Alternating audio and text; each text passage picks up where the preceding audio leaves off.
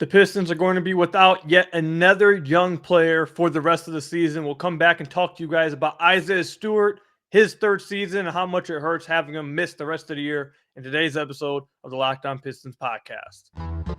You are Locked On Pistons, your daily Detroit Pistons podcast. Part of the Locked On Podcast Network, your team every day.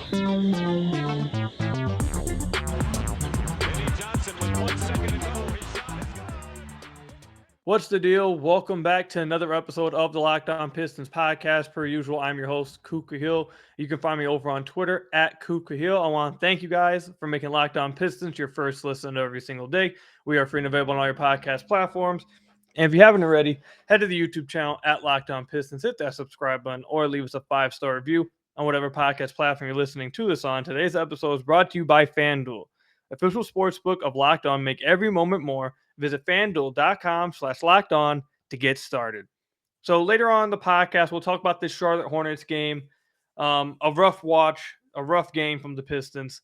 We'll talk about some takeaways from that game a little bit later. But first, the biggest news out of Detroit today is obviously the fact that Isaiah Stewart is going to be out probably for the rest of the season. Got a medical update today. It says, after an MRI and evaluation from Pistons team doctors on Tuesday, Isaiah Stewart has a left shoulder impingement reevaluation set in 3 to 4 weeks, which basically ends him for the season. And Casey basically confirmed when he was asked about it, he probably is going to be done for the season. It's tough. It's tough for Stu to miss the rest of the season, obviously, because you don't want to see anyone get hurt. And you like guys to be healthy. That's an obvious one. But specifically for a guy like Stu, there's a few other guys in the team with the exact same situation. But for a guy like Stu, who this season was so important for his development, and you've had such a story of 2 different seasons with him, that you really would have liked to see him close the season and see which one he really is closer to. Because right now, I feel like I'm basically going to review Stu's season here, but I feel like at this point, do you feel better about Stu now than you did 12 months ago? I think so. I think you feel a little bit better about him. However, again, you really wanted to see how he closed this season, because he's played 50 games this year, or he's going to finish the year playing 50 games. In the first 25 games of his season, he was shooting 38% from deep on 4 attempts a game, okay? Really damn good. In the last 25 games he played, he was shooting 26% from deep on 4 attempts a game. So obviously that's a tale of 2 different seasons, and it kind of correlated. His downfall in shooting correlated with his shoulder injury. He's been dealing with it for a while. He missed a lot of games. 1, 2, 3, 4, 5, 6, 7. He missed 8 games due to this injury. I don't know if he re-aggravated the same shoulder, but I know he had a shoulder injury that kept him out. For a minute there, he played through it, tried to play through it, and then he missed some games again, came back, and it looked like he either re-aggravated it or hurt a different shoulder in a game against Toronto. So it's tough for that to be the case, because you really need to find out with Stu can he be a stretch big? And going into the offseason, I don't know if the Pistons have an answer for that right now. I think they feel better about the possible answer right now than they did last year, because at least they have some sample size now of him taking some volume threes where he was successful. But then you also got another 25-game sample where he was really struggling, couldn't hit any shots from outside.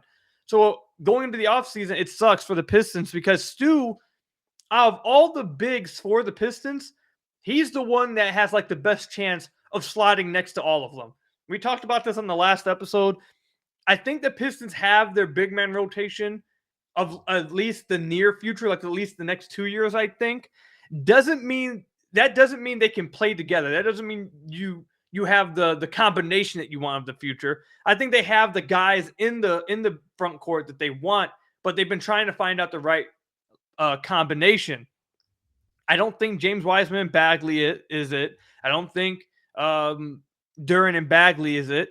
We didn't see Wiseman and Duren at all tonight, but I don't. It's hard to envision how exactly Wiseman and Duren could get it working on offense. Stu is the only one that slots in next to all of them, because he's figuratively supposed to be a shooter, and he's easily the best perimeter defender out of all of them. So he should be able to hold his own on the perimeter against fours, who are really like threes in today's NBA. So that's the toughest part about it, man, because you wanted to find out, can Stu, because even though he's really good defensively, like I say, he can switch on the perimeter. The biggest thing with him by far is his shot, because he has to provide spacing at that fourth spot. And I feel like, again, I feel like the Pistons probably feel better about it right now, but I don't think you can say you have an answer to whether he can actually be a stretch big or not, because he only played 50 games, and half of those 50 games he wasn't really good shooting from outside. In the other 25 games, he was really good. So it's tough to figure out which one it is that you want to believe in. Along with that, he did take another step down field goal percentage wise. He still struggles finishing around the rim. He doesn't have the greatest hands. He still struggles a little bit with screening. So it was a little bit of an up and down season for Stu. Overall, I think the best way to summarize Stu's third season in the NBA is that you feel better about him now than he did last year. You see some things that you'd like to see from him. You saw him flash a little bit of the off the dribble game when guys closed out on him. It wasn't always perfect, but you saw it in flashes. You saw him make the right read, the right pass on some drives every now and then. Again, it was a little awkward sometimes. Sometimes it didn't work out, but it was flashed in there. So you saw the flashes. You saw some things that you could probably be like excited about and be like, oh, I wonder if that's something he can actually build on, actually be a part of his game. But then you also got the inconsistencies. You also got some of the same struggles, same flaws that he's had throughout his career. And you still have, I feel like you're still kind of left with the question of, can he be a legit stretch big? So it's tough to evaluate his third season. So that's why I'm just going to end it with, I feel better about him now than I did last year. And we'll see where it goes. We'll see how he does in the offseason training, and we'll see how he comes in the next season. Can he build upon what we saw this year? Can he build upon that outside shooting? Can he build upon the flashes we saw from him taking guys off the dribble on closeouts? Can he build upon making the right reads on those dribble drives, being able to make kickouts? Can he build upon some of the reads in the short roll when he does roll to the rim? Can he build upon some of that stuff that we saw in flashes this year and next year? That's going to be the big thing for him.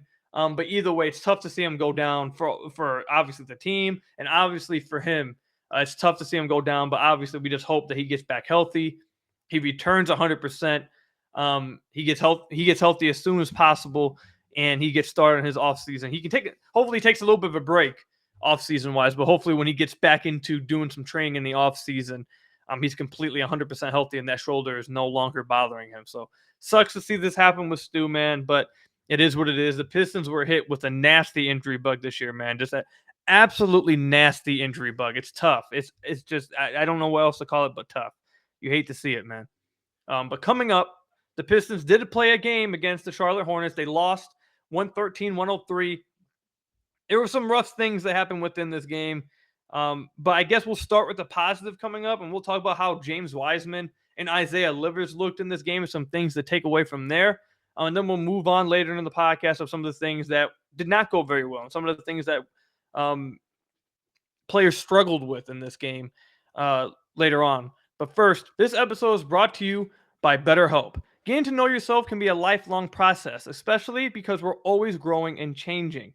Therapy is all about deepening your self-awareness and understanding, because sometimes we don't know what we want or why we react the way we do until we talk through things.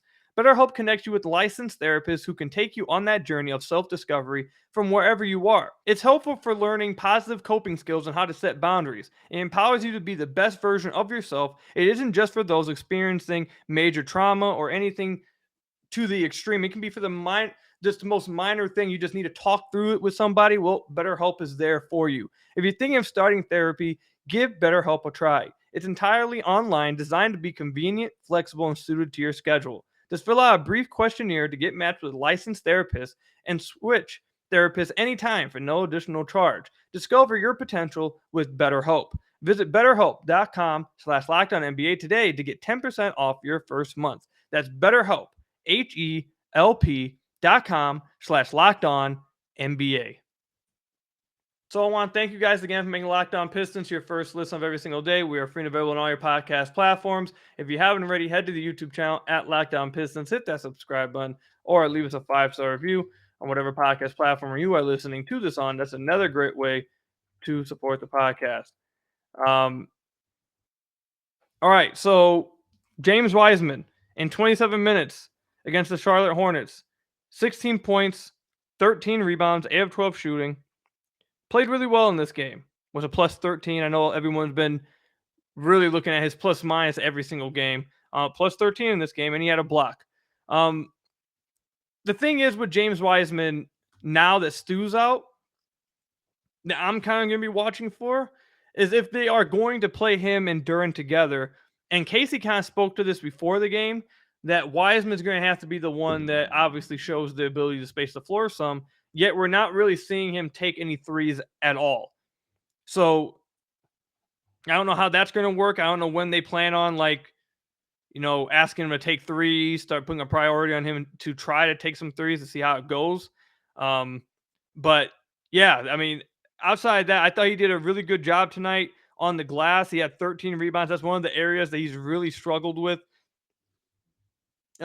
since joining the Pistons, and really throughout his whole career. If you talk to some Hornets people, or not Hornets people, some Warriors people, something that he struggled with his entire career: rebounding, knowing where to box guys out, being strong with the rebounds, using his physicality and his size to help him on the glass. And we've seen that for the Pistons so far, that he struggled with that. But in this game, he did a really good job of it. 13 rebounds. I believe he led the entire game. Yeah, he led the whole game in rebounds in this game. And he also was extremely efficient offensively. You can continue to see that he has incredible touch around the basket. You continue to see that he has a really nice face-up game. And he's just, again, I'm going to say this probably like 1,000 times over and over. But he's just a physical freak, dude. He can do stuff. The way he moves just shouldn't be normal at all. And it catches defenders off guard, like when he moves, when he drives to the basket off the dribble, when he's able to do a kind of Euro step kind of thing, when he's able to spin away and be as agile as he is, it catches defenders off guard. And you're seeing that on display over and over and over again for the Pistons. Also, you're starting to see him and Dwane Ivey get a little bit of a connection. I believe they had 2 oops today. Ivey to Wiseman, obviously, in the pick and roll. That's good to see, because James Wiseman can be that lob threat, and we haven't really seen many lobs this year for the Pistons from their guards, or obviously from their bigs, but from their guards throwing it up to their big men now that Cade's been out. And we're starting to see a little bit more of it with Dwane Ivey and James Wiseman. So that's always cool to see. I thought it was a really good game from James Wiseman. But like I said, if they're going to play Wiseman and Duren together, I'd like to see him start to take some threes, at least like 1 to 2 a game, just to see how it looks. Because if he doesn't take any threes, there's no way they can play him and Duren together, and you have to at least see if that's something that's compatible. So I'd like to see them do that. Another player that played really well, no, I'm not going to talk about Kojo, because Kojo doesn't matter. The fact Kojo got 12 shots up in this game is crazy. The fact he played 24 minutes in this game is honestly crazy to me. The fact that Dwane Ivey got benched early in the third quarter for Kojo to play the entire third quarter basically is crazy to me. You can't tell me it's a meaningless game in March and that they don't care about winning, but then you also bench your 5th overall pick, your future star, to play a veteran to help you try to win. Are you trying to win, or is it a meaningless game? Because if it's a meaningless game, all you need to be worried about is developing. So I don't really know why they benched Dwane Ivey. He wasn't the only one out there that was struggling to play defense or lacked, I guess, effort defensively. So I don't really know why he was the only one taken out for real. I would have played him out. He only played, he finished with 32 minutes still, because he got to play the whole fourth. He didn't have a good game, but still, I'm not saying he had a good game. I would have let him play through it, though. I think that's all that matters now for the rest of the year is Dwane Ivey. So I would have just let him play through it, but that's just me. The other player I was going to talk about that played a really good game was Isaiah Livers. 13 points and 6 of 9 shooting. Only 3 of his shots were from deep. Only 3 of his 13 points were from deep. He showcased a little bit in the mid-range, a few step-back mid-ranges. There was one play when he took the ball off a pick and roll and kind of, got his defenders stuck in jail and then rose up for a mid-range jumper. Some really impressive stuff. I don't expect that to be a part of Isaiah Livers' game, really. I don't want to say at all, but I don't think it's going to be something he regularly does. But it definitely, for a guy like him, who's going to be primarily a 3-point shooter for whatever team he's on, the ability to attack closeouts, take maybe 1-2 dribbles in, and then rise up from the high post area and hit a three, or not hit a three, but hit a pull up midi. That's viable stuff, and we saw some of that tonight. Again, I don't think you're going to be asking or seeing him to take step back middies when you're trying to win and when you have your actual players on the floor like Cade and everyone's healthy next season. I don't think that's something you're ever going to really see him be asked to do. But again, the attacking closeouts and hitting a pull up midi, that's pretty viable stuff, and you saw him do that a lot tonight. It was definitely interesting to see. I think he continues to play well and continues to show why the front office is so high on him.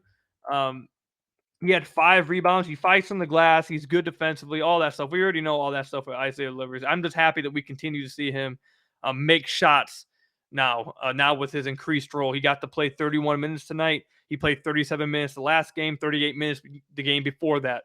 So he's getting a chance to go out there and play. He's getting a chance to go out there and showcase what he is. In the last 3 games, 17 points against Portland, 9 points against Washington, 13 points against Charlotte. So happy for Isaiah Livers. I want to see him continue to close out this season extremely strong because I'm really high on him and what he can be for this team. And I think you're seeing that as the games go on. Both those guys played extremely well for the Pistons tonight in their loss against the Charlotte Hornets. Before we move on, I just want to say this real quick. Kelly Oubre, again, just with 27 points against the Pistons, blowing kisses at them the entire game. Please sign him in the offseason. Just sign him in the offseason. Could he help the team? Yeah, I think he actually would help the team. But sign him in the offseason so I no longer have to witness a guy blow kisses at the Pistons while they're blowing them out as they're destroying them. Like, I can't. Look, I love trash talk, and if he was on our team, I'd absolutely love it. But I swear to God, that has to be the most disrespectful celebration in the NBA. I swear to God. I don't know even Steph's look-away threes. Like, that's not as disrespectful. Getting kisses blown at you after every 3 he takes. It's not like he's only making like 2 shots a game. Like, out en route to 27 points, he does it. It's the most disrespectful celebration I think I've ever witnessed against the Pistons. And it happens all the time, dude. It pisses me off so much. So please sign him in the offseason so I don't have to witness it happen to the Pistons no more. Please. I'm begging you, Troy Weaver. Please do me a solid. Get him on the team. I don't want to deal with it no more. But anyways, coming up, Dwane Ivey did not have a great game against the Charlotte Hornets. There was one specific area that he really struggled with. I want to talk about that when we come back.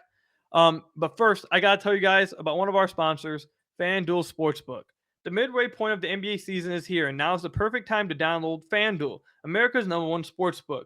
Because new customers get a no-sweat first bet up to $1,000, that's bonus bets back if your first bet doesn't win. Just download the FanDuel Sportsbook app. It's safe, secure, and super easy to use. Then you can bet on everything from the money line to point scorers and threes drained. The player prop I've been continuing to tell you guys to take the over on. Dwane Ivey's assists. He had 6 assists tonight. He continues to be a better playmaker as the season goes on. He just had 13 assists, then he followed it up with 12 assists. That's a player prop that I really like. I think you guys could take advantage of.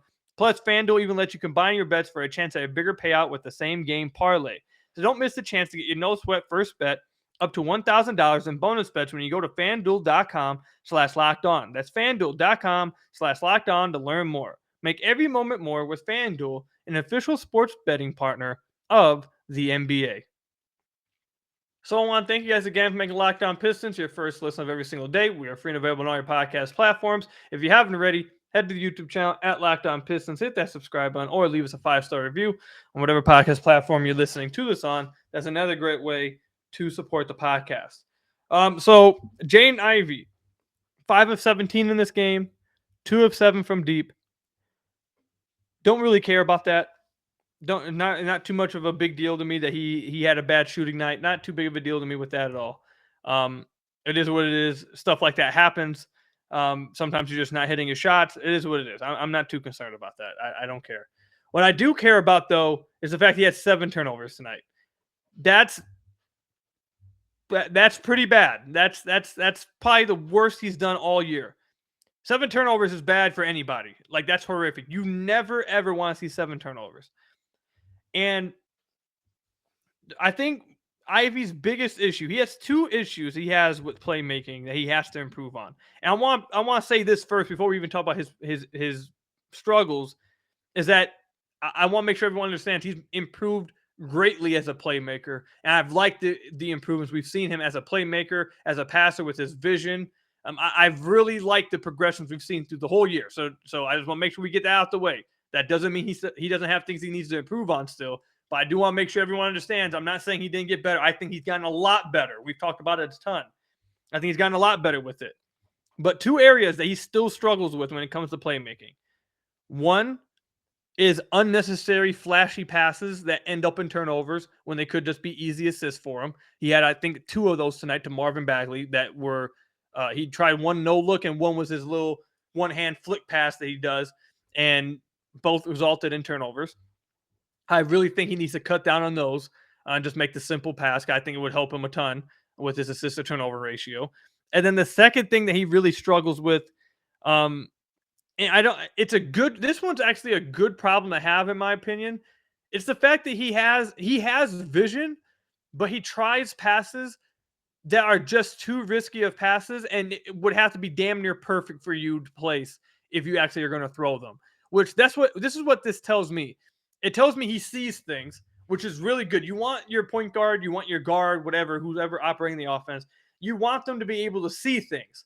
So in one area, you actually feel kind of cool with that because it's like, okay, he sees this, he's looking for things, and if he sees the slimmer of space, he's going to try to hit it. That's good in that perspective. But also he needs to understand there's some that you just can't fit, and you have to be more selective with your passing. And I believe that's damn near like 5 of his 7 turnovers tonight was him just forcing passes that weren't really there, and they were fast break buckets for the Charlotte Hornets going back down. So that's the 2 biggest areas I think Dwane Ivey has to improve on with his playmaking by far. But again, the second issue actually is kind of cool with me somewhat because it showcases that he has vision, that he's looking for guys. He's just trying stuff that maybe he shouldn't try. So it's a somewhat of a good problem to have. And overall, I've been really happy with his playmaking improvement. I think that's something that he'll improve on as he plays throughout his career, as he gets more reps and watches film. I think that's something he'll continue to improve on. The last thing I want to talk about on the podcast before we wrap this up is Eugene Omoruyi continues to impress me a ton. He played 27 minutes tonight. 3 of 6 from the floor, 1 of 1 from deep. This is a dude that wasn't shooting threes a lot at all before he came to the Pistons. On this 10-day contract, he's now hit 2 threes in 2 games for the Pistons. He continues to be a dog defensively. He's very strong, very lengthy, very active. He did have 5 fouls in those 27 minutes. He's very active, high energy. He impresses me, man. I don't know if he's actually going to last with the Pistons, but he strikes me as a dude that probably should be on an NBA roster somewhere. Don't know if that means a bad team or a 15th man, 14th man on a good team. I don't know. But he's one of those players that I watch and I'm like, that dude can be in the NBA somewhere. I don't know where. Doesn't mean he's going to have a big role somewhere, but he should be in the NBA somewhere. I for sure believe through 2 games I've seen from him that I think that looks like an NBA player. So happy for him and how he's playing. I don't know if he's going to be with the Pistons, but he's doing a really good job right now. Of showcasing his talent, not just the Pistons front office, but through the rest of the league. I've liked what we've seen from him on this 10 days so far. I'm interested to see what they do with him. But that's all I've got for you guys today, man. Thank you guys for listening. Thank you guys for making Locked On Pistons your first listen of every single day. We're free and available on all your podcast platforms. If you haven't already, head to the YouTube channel at Locked On Pistons. Hit that subscribe button or leave us a 5-star review on whatever podcast platform you're listening to this on. And until next time, I will see you guys later. Stay safe. Go Pistons, and peace out.